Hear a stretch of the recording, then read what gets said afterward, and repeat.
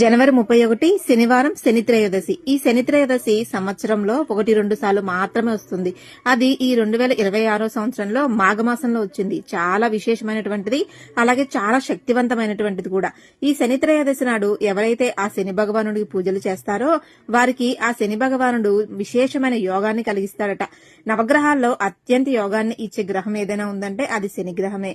ఈ రోజున జాతకంలో ఎటువంటి దోషాలైనా సరే, అష్టమ శని, అర్ధాష్టమ శని, ఏలినాడు శని, ఎటువంటి జాతక దోషాలున్నా సరే అవన్నీ తొలగిపోవడానికి ఈ జనవరి 31న వచ్చే శని త్రయోదశి రోజున ఆ శనీశ్వరుడికి తైలాభిషేకం చేయించుకుని నల్లటి నువ్వులు 1 కేజీ అందులో దక్షిణ కూడా పెట్టి బ్రాహ్మణులకి దానంగా ఇవ్వాలి. శనివారం నాడు ఓం సం శనీశ్వరాయ నమః అనే మంత్రాన్ని 108 సార్లు జపించడం కూడా చాలా మంచిది. ఈ ప్రత్యేకమైన రోజున ఆ శనీశ్వరుని నిష్కల్మషమైన హృదయంతో ప్రార్థించడం ద్వారా సకల శుభాలు కలుగుతాయి. ఈ విషయాన్ని అందరికీ షేర్ చేసి వీడియోకు లైక్ చేసి డూ ఫాలో ఫర్ మోర్.